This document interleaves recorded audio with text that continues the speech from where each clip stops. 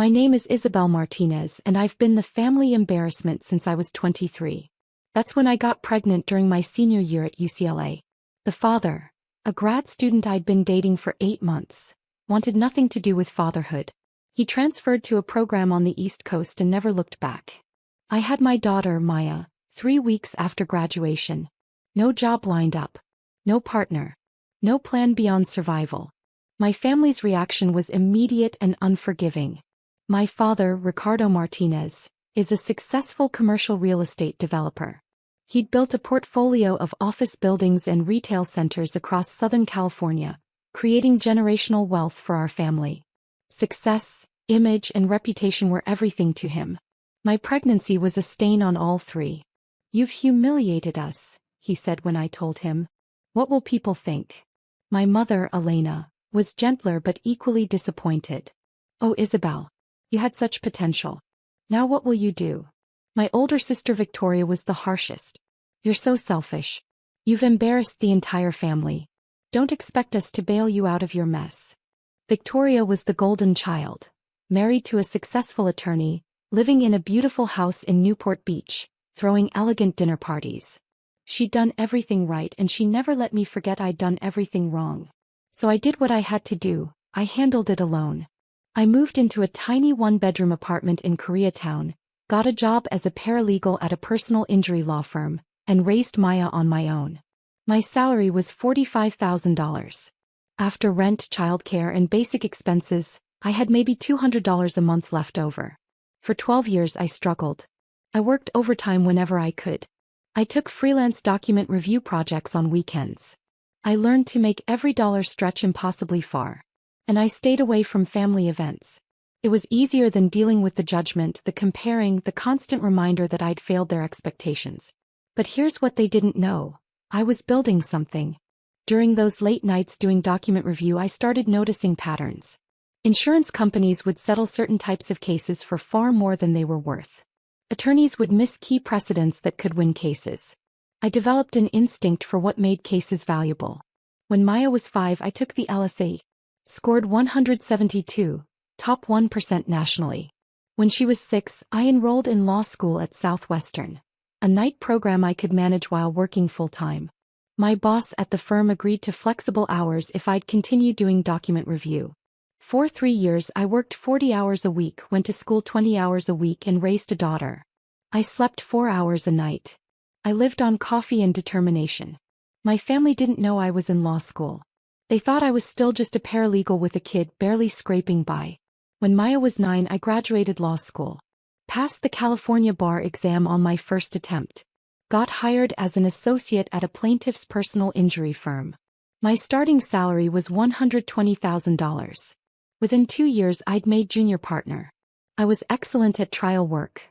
Juries loved me and I had a gift for making complex medical testimony accessible.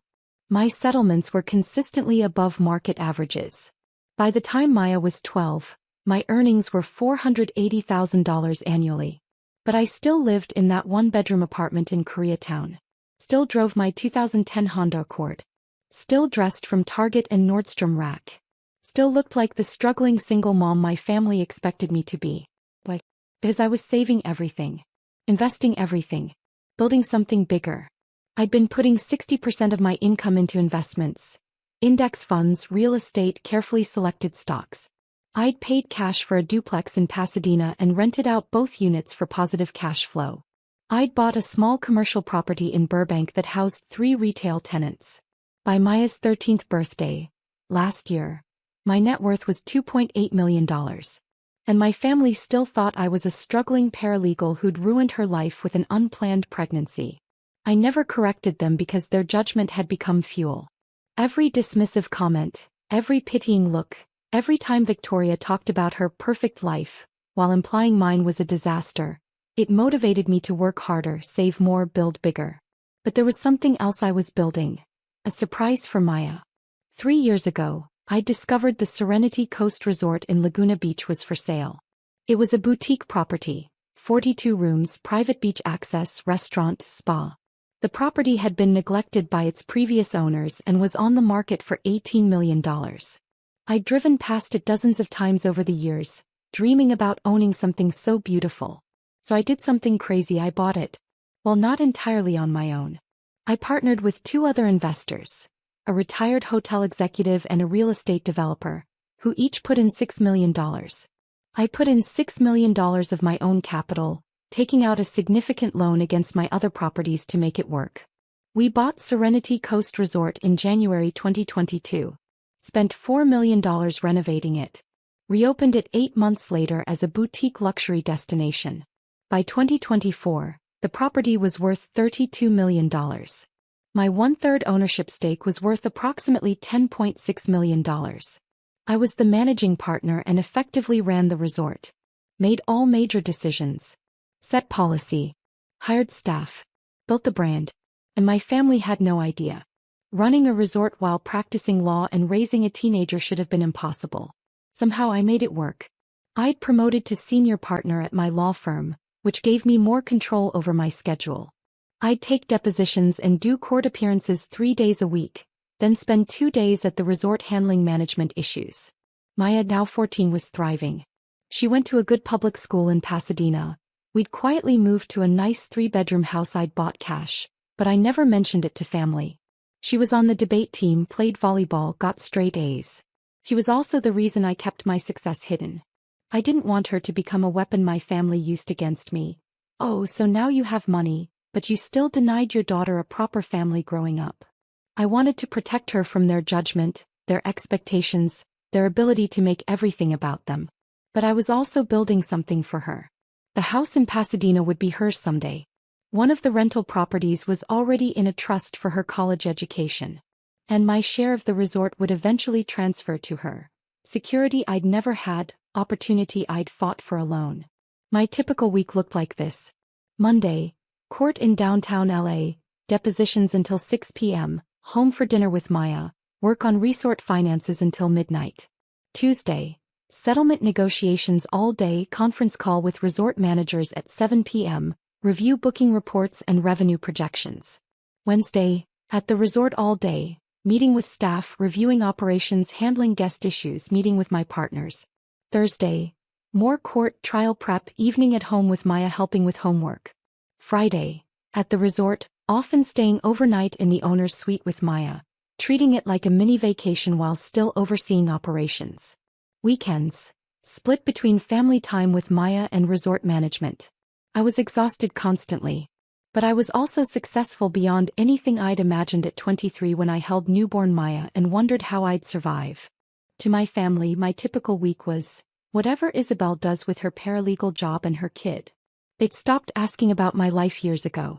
When I showed up to the occasional family event, maybe 3 times a year, they'd make polite small talk, then return to discussing Victoria's latest vacation or my father's newest property acquisition. I'd become invisible, which was exactly what I wanted. Until my father's 60th birthday invitation arrived. The invitation came in early November. It was formal, expensive, thick cardstock with gold embossing. The kind of invitation Victoria would design. You are cordially invited to celebrate Ricardo Martinez's 60th birthday, December 15, 2024, 7 p.m. Serenity Coast Resort, Laguna Beach. Black tie, adults only, no +1s for single parents, RSVP by November 30th. I stared at that line, no +1s for single parents. That meant me. That specifically excluded Maya. I called Victoria, who'd organized the party. Hey Vic, got Dad's invitation. I wanted to clarify something. Isabel. Yes, we're so excited. Dad specifically wanted it at Serenity Coast. It's supposed to be beautiful now after the renovation. Yeah, about that. The invitation says no +1s for single parents. Does that mean? It means we want a sophisticated adult evening. No kids. I know that's hard for you since you're always dealing with childcare drama, but this is Dad's night.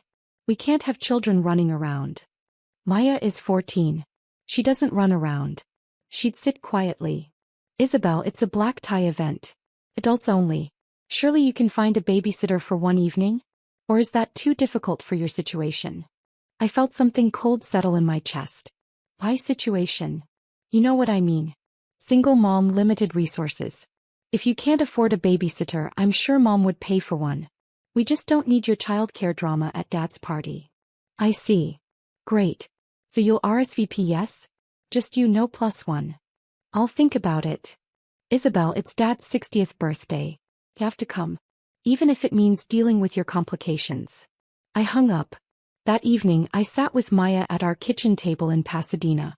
They don't want you at Grandpa's party, I told her. The invitation specifically excludes you. Maya shrugged. She'd learned young not to expect much from my family. It's fine, Mom. I can stay with Ashley that night. It's not fine. You're his granddaughter. You should be included. They've never really included me before. Why would they start now? That broke my heart. He was right.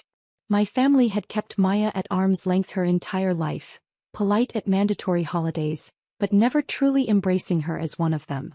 Here's the thing, I said carefully. The party is at Serenity Coast Resort. That's that pretty place in Laguna you've taken me to, right? Yes. That pretty place I own 1/3 of. Her eyes went wide. Wait, you own part of the resort where Grandpa's party is? I'm the managing partner. I own it with 2 other investors. We bought it 3 years ago. Does Aunt Victoria know? Nobody knows. Well, my business partners know. But family? No. Are you going to tell them? I thought about it. Thought about 12 years of judgment. Thought about Victoria's condescending tone. Thought about the invitation specifically excluding my daughter from a party at a resort I owned. Not yet. But I'm going to do something better. Over the next 3 weeks I prepared. First I RSVP'd yes to the party. Just me, no plus one, exactly as Victoria requested. Second, I coordinated with my resort managers. December 15th, the Martinez party. I need you to handle something for me. I explained what I wanted. My general manager, James Chin, smiled slowly. That's deliciously petty, Ms. Martinez. I love it. It's not petty. It's educational. Third, I made arrangements for Maya. How would you like to spend the evening of December 15th in the presidential suite at Serenity Coast Resort? Room service, movies, the works. Her eyes lit up. Seriously. Seriously. You can't come to the party, you're not invited. But you can stay at the resort. It's technically your property too, since it'll be yours someday. Mom, this is the best revenge. It's not revenge, sweetie. It's clarity.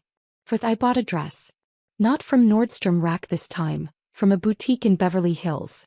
A stunning black evening gown that cost $3,200. Designer heels. Professional hair and makeup. If I was going to stop being invisible, I was going to do it properly. Finally, I met with my business partners to discuss strategy. You're sure about this? Asked Margaret Chin, the retired hotel executive. Going public with your ownership at a family event could get messy. It's already messy. They're throwing a party at my resort while excluding my daughter and treating me like I'm too poor to afford a babysitter. Then let's make sure the reveal is spectacular, said David Park, the real estate developer. James has the logistics covered? Every detail. On the evening of December 15th, I dropped Maya at the resort's presidential suite at 5 p.m. She had room service menus, streaming services, and instructions to call me if she needed anything. Have fun at Grandpa's party, she said, grinning. I'll be here enjoying the suite you own. Technically, we own it together. Even better. I went to prepare myself. Hair and makeup at the resort spa. Changed into my $3,200 dress. Looked in the mirror and barely recognized myself. I looked expensive, successful, powerful. I looked like someone who owned a luxury resort, not someone who'd been dismissed as a struggling single parent. At 7 p.m., I walked into the resort's main ballroom where my father's party was being held. The ballroom was stunning. Victoria had clearly spared no expense. Flowers everywhere, elegant table settings, a live band, waiters circulating with champagne and hors d'oeuvres. About 60 guests were there. Family, my father's business associates, friends from their country club. Everyone was dressed immaculately. I entered quietly, took a glass of champagne from a passing waiter and scanned the room. Victoria saw me first. Her eyes widened slightly, surprised at my appearance, though she hid it quickly. Isabel, you came. And you look nice. Thank you. Where did you get that dress? A boutique in Beverly Hills. Must have cost a fortune. Did you? Can you afford that? I managed. Mom approached, kissing my cheek. Isabel, darling. You look lovely. I'm so glad you could make it. Was it difficult finding childcare? It worked out. Dad was holding court near the bar, surrounded by business associates. When he saw me, he waved me over. Isabel. My youngest daughter. She's a paralegal in Los Angeles. He said it with the tone people use when trying to put positive spin on disappointment. I smiled and shook hands with his associates, letting them make assumptions about my modest career and difficult life as a single parent. Dinner was served at 8 p.m. I was seated at a table with some of Victoria's friends and their husbands, successful couples who talked about their recent trips to Europe, their kids' private schools, their investment properties. They asked me politely what I did. I said, legal work and some real estate investing. Oh, that's interesting, one woman said in a tone that meant the opposite. Victoria mentioned you're raising your daughter alone? That must be so hard. It has its challenges. I can't imagine. We have 2 nannies and I still feel overwhelmed. How do you manage on a paralegal salary? Before I could answer, Victoria clinked her glass for attention. Everyone. Thank you so much for joining us to celebrate my father's 60th birthday. Dad, we love you so much. You've built an incredible life, an incredible business, and you've given us all such opportunities. She went on talking about his success, his generosity, his vision. Everyone applauded. Then she added, Dad specifically chose Serenity Coast Resort for this celebration because he appreciates excellence. This resort recently underwent a complete renovation and is now one of the premier boutique properties in Laguna Beach. It's exactly the kind of sophisticated venue that reflects Dad's taste and success. More applause. I sipped my champagne and waited. Dinner continued. The main course was served, filet mignon and lobster tail. The wine flowed. Conversation buzzed.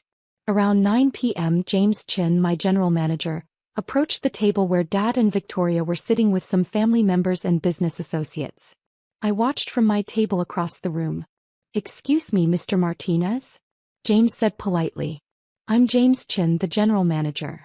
I'm sorry to interrupt your celebration, but we have a situation. Dad looked annoyed. What kind of situation? The owner of Serenity Coast Resort has requested that your party relocate to a different area of the property. Complete silence at the table. What? Victoria's voice was sharp. That's absurd. We booked this ballroom months ago. We have a contract. Yes, ma'am. However, the owner has certain rights regarding property usage. She's requesting you move to the terrace area, which is quite lovely. Absolutely not, Dad said, his face reddening. We paid for this ballroom. We're staying in this ballroom. This is unacceptable. I understand your frustration, sir, but the owner is quite firm on this matter. Then get the owner here now. Dad demanded, standing up. I want to speak to whoever thinks they can disrupt my birthday celebration. James smiled politely. The owner is here, sir. She's currently in the presidential suite with her daughter. Shall I request she come down? Yes. Immediately. Very well, sir. I'll let Ms. Martinez know you'd like to speak with her. I watched Dad's face go through several expressions. Confusion, then recognition, then disbelief. Ms. Martinez? He repeated. Sir. Isabel Martinez. She's the managing partner and majority decision-maker for Serenity Coast Resort. She's been here all evening, actually. Would you like me to bring her to you, or would you prefer to go to her? Victoria had gone pale. Isabel owns this resort? 1/3 ownership, ma'am. Along with 2 other partners. But as managing partner, she handles all operational decisions, including venue usage. My mother stood up. There must be some mistake. No mistake, ma'am. Ms. Martinez and her partners purchased Serenity Coast Resort in January 2022. Completed a $4 million renovation. Reopened it 8 months later. Under her management, the property value has increased from $18 million to approximately $32 million. She's been quite successful. The entire ballroom had gone quiet now. Everyone was listening. I stood up from my table and walked toward where my family was sitting. Hi, Dad. Happy birthday. He stared at me. You own this place? 1/3 of it, yes. With 2 partners. I'm the managing partner, which means I handle day-to-day operations and make final decisions on property usage. Victoria found her voice. How? How is this possible? You're a paralegal. Actually, I'm a senior partner at Brennan & Associates. Personal injury law. I make about $480,000 a year. I've been investing heavily in real estate for years. My net worth is approximately $2.8 million, not counting my share of this resort, which is worth about $10.6 million. Mom sat down heavily. $2.8 million? Give or take. The exact number fluctuates with the market. But, you live in Koreatown. You drive an old Honda. You dress from Target. Actually, I live in a 3-bedroom house in Pasadena that I paid cash for. And this dress is Armani, cost $3,200. I just chose to live modestly while building wealth. Funny how you never asked about my actual life. You just assumed I was struggling because that fit the narrative you wanted. Dad finally spoke. Why didn't you tell us? Because you didn't want to know. You wanted me to be the daughter who messed up, who got pregnant too young, who ruined her potential. That made you feel better about yourselves. Especially Victoria. That's not true, Victoria started. Your invitation said, no +1s for single parents, and you told me you didn't need my childcare drama. At a party at my resort. Where my daughter, your niece, was specifically excluded. We didn't know you owned it. You shouldn't have needed to know I owned it to treat me with respect. To include Maya. To stop judging me for choices I made 13 years ago. The room was absolutely silent except for the band, which had stopped playing. So here's what's going to happen, I continued. You can finish your dinner. You can have cake. You can celebrate Dad's birthday. But it's going to be on my terms at my property with my rules. Isabel, please, Mom said quietly. We didn't mean to hurt you. Yes, you did. For 12 years, you've treated me like a cautionary tale. Like someone who needed to be pitied and dismissed. And I let you because I was busy building something real. But I'm done being invisible. I turned to James. Actually, we don't need to relocate them. They can stay in the ballroom. But I want every bill tonight sent to me. Dinner, drinks, all of it. I'm treating. Victoria's face went red. We can pay for our own party. No. This is my gift to Dad. A party at my resort, paid for by the daughter you thought was broke. I turned to leave, then paused. Oh, and Victoria. Maya is upstairs in the presidential suite. She's having a wonderful evening with room service and movies. Because even though you excluded her from the party, she's still welcome at her mother's resort. She's family here even if she's not family to you. I walked out of the ballroom, leaving 60 stunned guests and one devastated family behind. I went upstairs to the presidential suite, where Maya was watching a movie and eating a burger from room service. How'd it go? She asked, grinning. I think I just destroyed several family relationships. Good. They deserved it. Maybe. But it still feels weird. My phone started ringing immediately. I declined the call. Victoria. Declined. That. Declined. Over the next hour I got 23 calls from various family members. I answered none of them. Instead, Maya and I sat on the suite's balcony, overlooking the ocean, eating ice cream sundaes from room service. Mom. Maya said quietly. I'm proud of you. For what? For showing them who you really are. For not letting them make you feel small anymore. Thanks, baby. And for building all this while raising me alone. I know that was hard. You made it worth it. Around midnight someone knocked on the suite door. I checked the peephole. I opened the door. Can we talk? He asked. Why is here? I'd like to talk to both of you if that's okay. I let him in. Maya paused her movie. Dad looked at us both, then at the suite. Easily the most expensive room in the resort with its ocean views, separate living area and luxury finishes. This is beautiful, he said quietly. Thank you. We designed it during the renovation. He sat in the chair opposite us. Looked old, suddenly tired. Isabel, I owe you an apology. Actually, I owe you many apologies. For 12 years of apologies. Dad. No, let me say this. When you got pregnant at 23, I was angry. I was embarrassed. I felt like you'd ruined the image I'd built for our family. Successful, polished, perfect. So I made you feel ashamed for something that shouldn't have been shameful. For having a baby. For raising her alone when her father abandoned you. For surviving and building a life anyway. Maya was watching him quietly. And Maya, I owe you an apology too.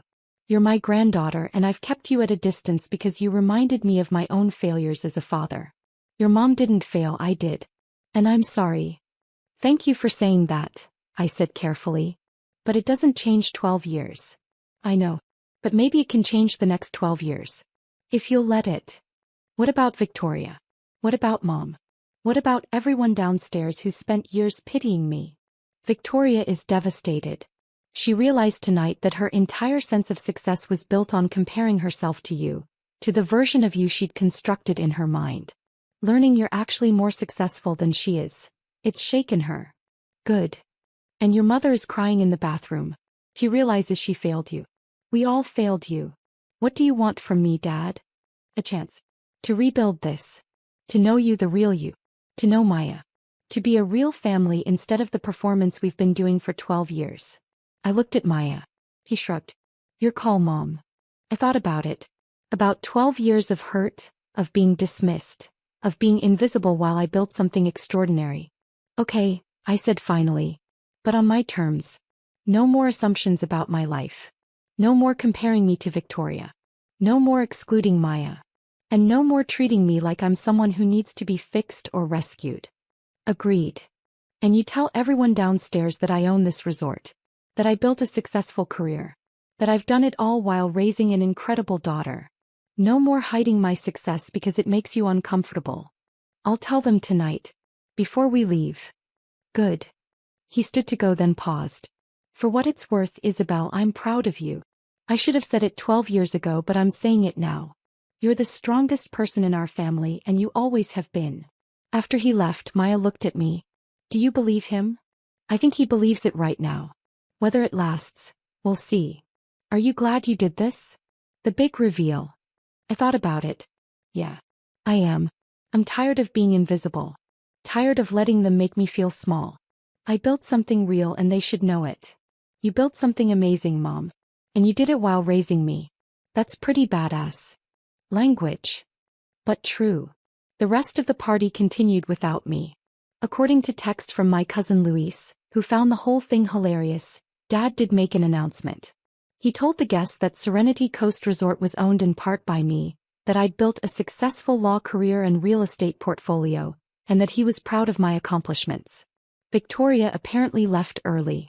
Mom stayed but looked shell-shocked. Over the next month, my family slowly came to terms with reality. Mom called weekly wanting to really get to know me. We started having lunch monthly, just the two of us. She asked about my work, my investments, my life. She listened to my answers. Victoria took longer. 3 weeks after the party, she sent a long email. Isabel, I've spent weeks processing what happened at Dad's party. At first I was humiliated. Everyone knows now that you're more successful than me. Then I was angry, at you for hiding it, at myself for not seeing it. But mostly I've realized I was jealous. When you got pregnant I felt superior. Like I'd done everything right and you'd messed up. And I've been holding on to that feeling for 12 years because it made me feel better about my own insecurities. The truth is you're brilliant. You took a situation that could have destroyed you and used it as fuel to build something incredible. You raised an amazing daughter while building a career and a real estate portfolio. You're stronger and smarter than I'll ever be. I'm sorry. For 12 years of dismissiveness. For the invitation. For treating you like you were less than me. You were never less, you were always more. I was just too insecure to see it. Can we start over? Victoria. I responded, we can try. Maya's relationship with her grandparents transformed. They started coming to her volleyball games. Dad took her to dinner monthly and actually asked about her life. Mom helped her with college application planning. They were learning to be grandparents 12 years late but finally showing up. The most meaningful change was in how I saw myself. For 12 years I'd built my success in secret, afraid that visibility would invite judgment. I'd let my family's perception of me as a struggling single mom define how I presented myself to the world. But I wasn't struggling. I wasn't a failure. I wasn't someone who needed to be pitied or rescued. I was Isabel Martinez, attorney, investor, resort owner. Single mother who'd built something extraordinary while raising an incredible daughter. And I wasn't hiding anymore. 6 months after Dad's birthday party, Maya and I hosted our own celebration at Serenity Coast Resort. It was her 15th birthday. We invited family, Dad, Mom, Victoria and her husband, cousins, uncles, aunts. We also invited Maya's friends, her volleyball team, teachers she loved. The party was in the same ballroom where Dad's party had been. But this one had a different energy, joyful, inclusive, real. During the party, Maya made a toast. Thank you all for coming. I want to say something about my mom. She looked at me, her eyes suspiciously shiny. 15 years ago she had me when she was 23. Everyone told her it would ruin her life. And for a long time, people treated her like it had. But my mom is the strongest person I know. She went to law school while working full-time and raising me. She built a successful career. She invested in real estate. She bought this resort, this beautiful place where we're standing right now. And she did all of it while making sure I had everything I needed. She taught me that success isn't about what other people think. It's about what you build when nobody's watching. It's about being proud of who you are even when others aren't. It's about never letting anyone make you feel small. So here's to my mom, Isabel Martinez. Attorney, investor, resort owner, and the best mother I could have asked for. Everyone applauded. I was crying. Victoria was crying too. After the party, Dad pulled me aside. Isabel, I've been thinking. I'm getting older and I want to make sure my estate planning reflects reality. You and Victoria will inherit equally, of course. But I'm also establishing a trust for Maya. $500,000 for college and getting started in life. Dad, you don't have to. I do. She's my granddaughter and I've missed 12 years of her life. I can't get that time back, but I can make sure she knows she's family. Really family, not just an afterthought. Thank you. And Isabel, I know I failed you. For 12 years, I let my pride and embarrassment damage our relationship. I can't change that. But I want you to know, you're the most successful person in this family. Not because of your money or your property, but because you never gave up. You took something that could have broken you and used it to build something extraordinary. That's real strength. Last month, Victoria called with a proposal. Isabel, I'm thinking of going back to school. Maybe law school, maybe business school. Can we talk about it? I'd love your advice. We met for coffee. She asked real questions about my career, my investments, my decision-making. She listened. She took notes. She didn't compare or compete, she just learned. I wasted 12 years being jealous, she said. I don't want to waste any more time. I want to actually know my sister. The real one, not the version I made up to feel superior. I'd like that. And I want Maya to know her aunt. Really know me. Can I take her to lunch? Maybe shopping? I want to build a real relationship with her. She'd love that. My relationship with my family will never erase 12 years of hurt. But it's real now. Honest. Built on who I actually am rather than who they thought I should be. Last week I closed on another property, a small hotel in Palm Springs. 14 rooms, pool, mid-century modern aesthetic. Purchase price, $4.2 million. My net worth is now $3.9 million, not counting my resort stake. Maya starts looking at colleges next year. She wants to study business, maybe go into hotel management. I want to build things like you did, Mom. But maybe I'll start with a better foundation. You already have a better foundation. You have a mother who sees you, supports you, and will never make you feel like you have to hide your success. Best foundation possible. Dad's birthday invitation said, adults only, don't bring your drama. He was right about one thing. I did bring drama. But it was truth-telling drama, not childcare drama. And the truth was this. I'd built an empire while raising my daughter alone, and I wasn't apologizing for it anymore.